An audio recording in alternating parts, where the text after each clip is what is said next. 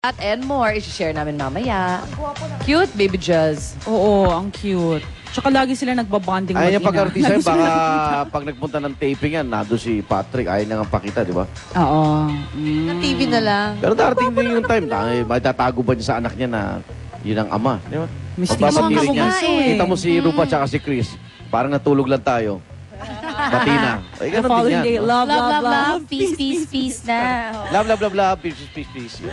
Alright, samantala marami pa kaming balitang di nyo dapat palampasin mula naman sa abroad, sa Australia. Isang lalaki naka-wheelchair, pinagtulungang bugbugin sa isang train station. Ano ba yan? Pagtripan. Paano siya?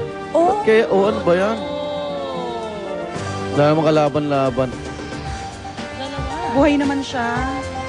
Okay, at posibleng pinakamatandang babaeng nabubuhay sa mundo, may nakita po. Hindi siya China, sa bansang Georgia. At ito pa si Lola, nung makita siya, nakakapaglaro pa ng board games. Aba, at umiinom pa ng vodka. Ayan, kainom lang niya, kaya medyo... Hayla, pinakamatanda raw yan sa buong mundo. Yan, abangan ang lahat ng yan 130. sa unang balita. Ilan? 130. 130? Kaya pala inaalayan na siya ng bulaklak ng mga apo niya. Apo sa talampak. Hindi, para fresh, para fresh. Wow, 1,000. 3,000 a day din na si Taps. Kayo ba gusto niyong umabot ng ganon? 130? Hindi na. Ah, parang ayoko kayong tignan.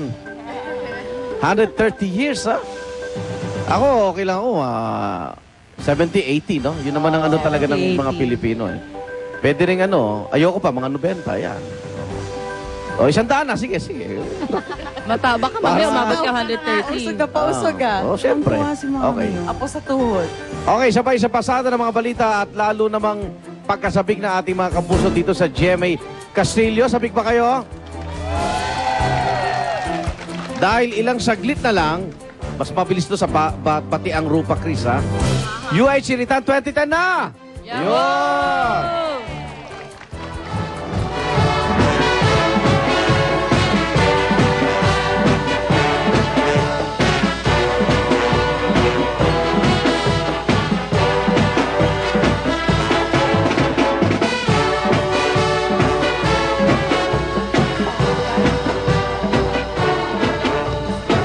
Sino guest natin, Raya? Baba natin yan. Excited lahat ng ating live audience. Dahil bisita po natin ngayon ang mga pambato ng Bangon Pilipinas Party, sina Brother Eddie Villanueva at syempre si dating SEC Chairman Perfecto Yasay. Kaya makihirit na mga kapuso. Ayan na, at sa cellphone po, i-text lang ang salitang hirit, space ang inyong tanong, name at address, at ipadala sa 367 para sa Smart at Talk and Text subscribers, at sa 2344 naman para sa Globe, TM at Sun subscribers. Sa landline, maaari din kayo tumawag sa Hiritan 2010 hotline number 981-1961. Inulit po namin, 981-1961. 1961, sino ba pinanganak niyan? At sa internet, mag-iwan ng inyong tweet sa aming Twitter account, Hiritan2010. Ilagay lang kung ang tanong ay para kay Brother Eddie Villanueva o kay Mr. Perfecto Yasay. Pwede rin yung tanong nyo, samahan nyo ng petition letter para, di ba, si Brother Eddie, Kasama ng prayers. pagdasal yung inyong mga karaingan. Okay, tuloy-tuloy po tayo. Abangan natin ang Villanueva Yasay Tandem. Yep. At ngayon naman, tara nang mag-shopping ng mga murang bilihin sa mga surplus shop. Kaya forget nyo na ang mga kapuso ang pag-aabang sa mga sale sa mga mall. Dahil ito na yun. Dahil sa na-discover naming surplus shop, parang sale po araw-araw. Kung saan yan, puntahan natin. Kasama si Maring Cesar Enriquez. Morning, San. Good morning, Ate Tutan. Good morning, Iga.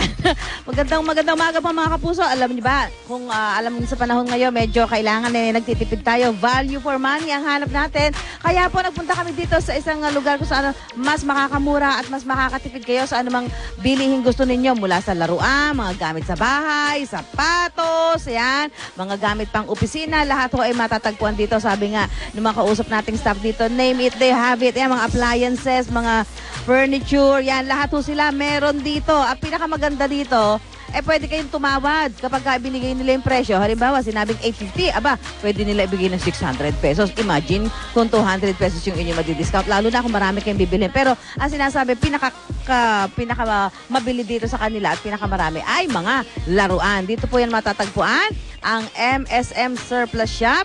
Matatagpuan dito po sa Scout Borromeo Corner, EDSA. Mamaya po, pagbabalik namin, papakita ho namin sa inyo kung ano yung mga items, pati lalo ngayon mga tag-araw. May mga pinagbibili ho sila dito, mga